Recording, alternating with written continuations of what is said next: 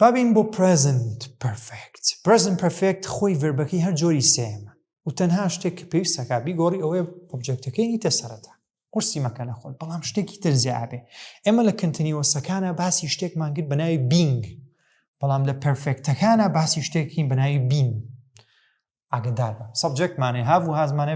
ڤێربەکە جۆری سێمە لە دوای ڤێربەکەەوە بە دوای ئۆبجێکتا بکەڕێ ئۆبجێکتەکە بێنە سەرەتا ئەگەر ئۆبجێکتەکە تاک بوو هی و شی و ئێت یان شتێکی تاک بوو هاز بەکاربێن ئەگەر کۆبوو هاو بەکاربێنە بکەن بە هاو و ئەبێ بینمان هەبێت لە ڕستەکە بینمان هەبێت لە ڕستەکە و ڤێربەکەشمان لەسەرەوە هەر سێمە و خۆی خوار و دەستکاری ناکەین بۆ نمونە he has just completed the project completed ڤێربەکە هەر خۆی جۆری سێمە the project ئۆبجێکتەکە بێنە سەرەتا لەبەرەوەی project تاکە لەبەرەوە هاز دانێم بەڵام نابێت بینەکەم بیشێ بینەکە و خۆی نووسمە و کمپلیتەکە هەر جۆری سێمە یکەم بە completed ڤێربەکەمان هەر کمپلیتە نابێت بینەکە و بیر بچێت ئەگە بیرت چوو ڕستەکە تووشی کێشە بێت she has written 5 poems لەبەرەوەی writtenەکە ڤێربی سێمە poems ئەبێ بە ئۆبجێکتەکە 5 poems کۆیە ئەڵێن have بینەکەمان بیر ناچێ و ڕایتەکەش هەر خۆی writtenە لێرە هیچ دەستکاری نایە written so far ئەمەیان ئێوە بیکەن بەڵام ئەمێ پێتان بڵێم the tickets ئۆبجێکتی ڕستەکەی باشە کاکە یاڵە بابینە خوارە بۆ نێگەتیڤ ئاسانە تەنها هاووهازەکە نۆتێکی چزر و لە خوارەوەش هەر هاووهازەکە نۆتێکی چزە و دووبار نابێ بینەکەمان بیر بچێ بۆ they haven't started the interview yet haven't هاتووە started ڤێربەکە جۆری سێمە the interview ئەبێ بە ئۆبجێکتی ڕستەکە ئۆبجێکتەکە بنووسەرەوە تاکەیان کۆیە interview تاکە کەواتە هاز بوو لەبەرەوەی نێگەتیڤڵی hasn't the interview hasn't نابێت چین بیر بچێ been و startەکەش و خۆیڵین started hasn't been started yet وڵی زۆر ئاسانە بەس یاساکەی بزانە he hasn't painted the room the room ئەبێ بە object کاتاڵین چی the room hasn't been painted by him زۆر ئاسان ئەمەی تر خۆتان بیکەن بەس با پێتان بڵێم she hasn't used the table ئەبێ بە ئۆبجێکتی ڕستەکە بۆ question هاووهازەکە چێتە سەرەتا subject verbi same object و question markمانێ ئەینەش هاووهازەکە چێتە سەرەتا objectمانێ و بینمان هەیە و verbi sameمان هەیە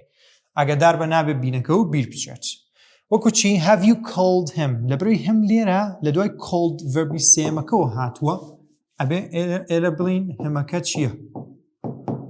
objectە و کاتێک ئەیکەینە سەرەتا نابێ بڵین هەم ئەیکەینەوە بە سەبجێکتەکە خۆی کە هی بووە بەڵام ئاگادار بن ئێمە وتمانە هاووهازیەت یەکەم جار باشە ئەو کاتە ناچارین بڵین لەبەرەوەی باسی هیەکەین ئەڵێن has he been called yet question markەکەمان هەیە how have you made the plan the plan ئۆبجێکتەکەیە لەبەرەوەی ئۆبجێکتەکەمان تاکە ئەڵێن has the plan been made has the plan been made وتومە هاوەکە لە سەرەتا بنووسەرەوە و دەستکاری بکە has he found the keys ئۆبجێکتەکەیە با ئەمەتان بۆ حەلکەم لەبەرەوەی the keys کۆیە ئەڵێم have the keys بینەکەم بیر ناچێت بین foundەکەش نووسمەوە لەبەرەوەی خۆی بووە بە جۆری سێم have the keys been found توانین وە بڵین بەو شێوەیە و لە کۆتاییشان جۆرێکی پرسیارم داناوە choose the correct passive no one has sent me a message کەس مەسیجی بۆ نەنهاتم لێرە no one has sent me a message ئەبێ بە ئۆبجێکتی ڕستەکە کەواتە ئەتوانین بە دوو شێوە بیکەین a message لەبەرەوەی تاکە باشە a message has been sent to me ئەشێن بڵێ hasn't been sent to me هەردووکیان ڕاستە لەبەرەوەی بیوسی ئەکەین بە وەڵامی ڕاستی ڕستەکە بابینە خوارەوە بۆ past perfect لەسەرەوە کە باسی present perfect مان کرد هاووهازمانە بوو بەڵام لە past perfect تا تەنها شتێک کە فەرقیە لە جیاتی ئەو هاووهازە ئێمە هادمان هەیە چ بۆ ئۆبجێکتە بۆ ئەکتیڤەکەی چ بۆ پاسیڤەکەی ئەگەر سیر بکەن ئەلێرە هادە و لێرە شاهر هادە بینەکە وەکو خۆی دەستکاریمان نەکەن بچکە پەرفێکتە ڤەربەکەشمان هەر ڤەربی سێم. When the firefighters had put out the fire. The fire ئەکەین بە ئۆبجێکتی ڕستەکەمان. ئەکەین بە ئۆبجێکت کاتەڵێن the fire had been put out successfully زۆر ئاسان. We had trained them. Them ئەبێ بە ئۆبجێکت چکە لە دوای ڤەربەکە ڤەربی جۆری سێمەکەوە هاتووە. ئەڵێن چی؟ thەیەکە ئەکەین و بە سەبجێکتەکە خۆی ینی بە ئەسڵی thەیەکە they لەبەرەوەی کۆیە ئەڵێن they have لێرە ناڵێن have sorry چکە ئێمە باسی past perfect ئەکەین ئەڵێن they had been trained. They had been trained.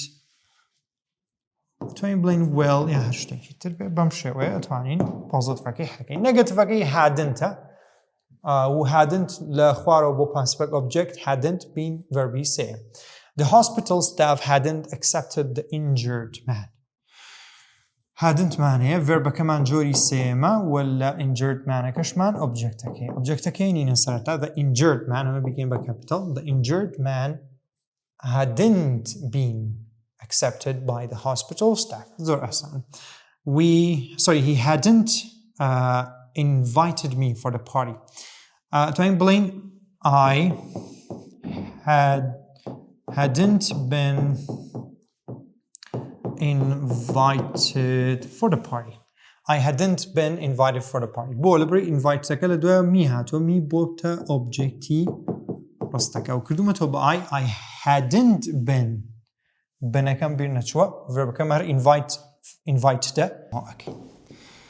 زۆر باشە ئەزام هیلاک بوون بەڵام ئەو نەمان نەماوە لە بابەتی پاسیڤە ئەمەیە بە تەواوەتی بابەتەکەتان بۆ بەهەسکەم بۆی هیچ کێشە و مەشاکیلێکتان لە بابەتیان بۆ دروست نەبێت. لە بابەتی کوێشنە هادەکە ئەچێتە پێشەوە وەکو پێشتر لە هاو و هاسەکەیەکەمان had subject verbi same object و بۆ پاسیڤەکەشی had ئەچێتە پێش ئۆبجێکتەکەەوە been و verbi same by agentمان هەیە وەکو چی why had they WH question یەکسەر دابنێرەوە why had they delayed the plane. The plane ئەبێ بە ئۆبجێکتی ڕستەکە لەبەرەوەی پێویستی بە تاکو کۆش نییە هەر had دەچونکە وایەکە دائنینەوە why had the plane been delayed. Had Jim solved the problem ئەبێ ئۆبجێکتی ڕستەکە توانین بڵین had the problems been solved. خۆتان توان ئەوەی بینەسە. The lights went off because the electricity paid by them. Haven't been یان hadn't be or hadn't been. توانین بڵین هەردووچیان haven't been و hadn't been ڕاستەواتە A و C ئەبێ بۆ وەڵامی ڕاستی ئەم ڕستەی. زۆر باشە بین بۆ زۆری حوتەم چۆن بتوانین passive voice لەگەڵ model verbsەکانە بەکاربێنین. passive voice لەگەڵ model verbsەکانە چۆن بەکاربێنین. subjectمانێ model verbەکە هەرچیەک بێ لە دوای بەیزیەوە لە دوای بەیسەکەوە تو ئۆبجێکتە هەیە بە جوانی بۆم نووسیویت. ئۆبجێکتەکە بێنە سەرەتا model verbەکە بنووسە ئێمە تا ئێستا دوو شتم بۆ باسکردن بینگ و بینم بۆ باسکردن بەڵام لێرە شتێکی دروستە بێت پێویستە بی و بیر نەچێت ئەنجا ڤەربەکەشەکەی بە جۆری سێم هەموو کاتێ پێم وتووی passive ڤەربەکەی ڤەربی سێمە بەڵام لێرە بیمان بۆ دروست بوو وەکو چی she must deliver the letters. The letters object mustaka model verb okay. The letters must be delivered. The letters must be delivered by her. زۆر ئاسان. She will clean the house tomorrow. The house of object will هاتووە the house will be cleaned by her. زۆر ئاسانە. We owe to model verb okay. Respect verb سەرەکیەکەی our teachers objectەکەی. ئەگەر ئەمە بکەم بە passive بەڵام چی our teachers owe toەکەش نووسمەوە owe to be respected یکەم بە ed چونکە یکەم بە جۆری سێم respected by فلانکەس. نەگەتیڤەکەی تەنها نۆتێکی ئەچێتە سەر و لە خوارەش دووبارە نۆتێک ئەچێتە سەری پێشبیەکە واتە ئەچێتە سەر model verbەکە. They might not build new house. سەرێکی ئەمەم بۆ بکەن. might هاتووە نێگەتیڤە buildەکە verba baseەکەی new house ئەبێ بە object ڕاستەکە ئەم مایتە بێنە وەک خۆی دای بنێرەوە چونکە تۆ بە نێگەتیڤ بینویستەوە new house might not be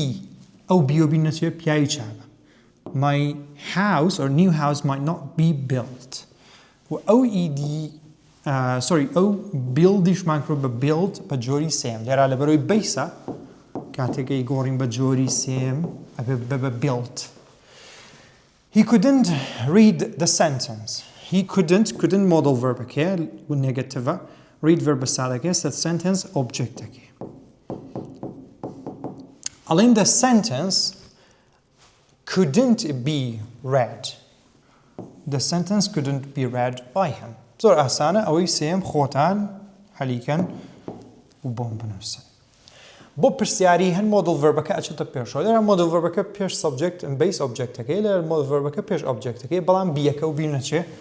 دووبارە من سپاس دەکەم ئەگەر بیر نەچێت چونکە بیر چێ غەڵەتە بێ ناوێت بیەکە و بیر چێ کەوتمان مۆدل ڤەربەکان بی لە بی بکەرەوە لە پاسەوە Okay, will the teacher test our English? Will هاتووە the teacher subject test verb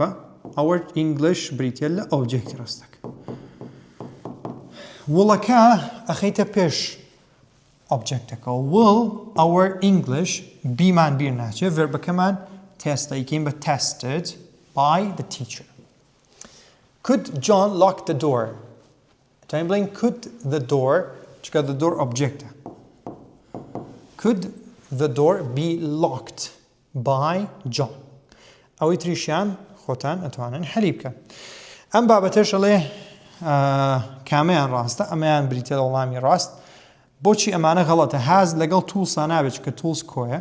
the telephone تاکە where لەگەڵ یان نابێ هەڵەیە ئەوەش هەر هەڵە بوو the document is sent to the agent now ئەمە ناو هاتووە و لە هەمان کاتیشە present continuous نییە شتەکە لەبەرەوە غەڵەتە و ئەبێ بە will be the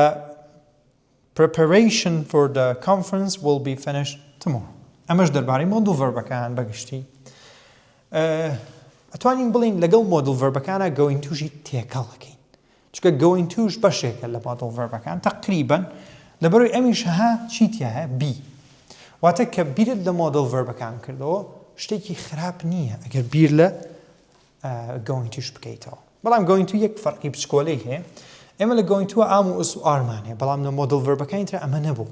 کاتە subject ئام و ئوس are going to base objectەکەمانێ objecتەکە بێنە سەرەتا ئام و ئوس are going to دانێرە و بی دابنێ واتە دوای going to ئەبێ بیت هەبێ ئەنجا ڤەربی سێ ئەم going to تێکەڵ نەکەیت لەگەڵ present continuous They are going to publish لە دوای تووەکەوە publish هاتووە کە ڤەربە سەرەکیەکەیە ڤەربێکی بیسە The book ئەبێ بە object کاتە objectەکەی ئێمە سەرەتا ئاڵێم The book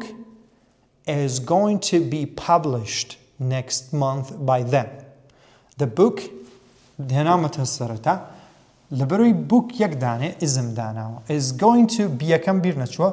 publishەکەشم کە هێناوتە خوارەوە کردومە بە ڤەربی سێم published next month by them. She is going to make 2 sandwiches. Make-ەکە ڤەربە سادەکەی 2 sandwiches بە object. کاتە 2 sandwiches لەبەرەوەی کۆیە ئەڵێم are. Going to be make-ەکە شەکەین بە made. 2 sandwiches are going to be made. زۆر ئاسانە ئەگەر یاساکەی بزانیت. نێگەتیڤەکەی تەنها ئام و ئوس are not یەچێتە سەر لە خواری شۆ ئام و ئوس are not یەچێتە سەر. وەکو they are not going to plant some trees soon. ئەکەین بە پێتان بڵێم plant ڤەربەکەیە some trees ئەبێ بە object لەبەرەوەی some trees کۆیە are بەکارێنین و لەبەرەوەی not هەیە لێرە ئەبێ ئارەکە بکەین بە aren't some trees aren't going to be planted plantەکە لێرە بیسە لە خوارەوە ببیکەی بە ڤەربی سێم کاتە چیە خەینە سەر ئیدی are not going to be planted by them okay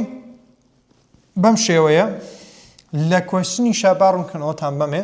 ئەم و ئسوارەکە چێتە پێش سەبجێکتەکەەوە و going to-مان هەیە و بەیس و ئۆبجێکت لە دوایەوە ئەو کاتە ئەم و ئسوارەکە پێش ئۆبجێکتەکەیە going to be-مان هەیە و ڤەربە سێمەکەمان هەیە وەکو ئەیبینە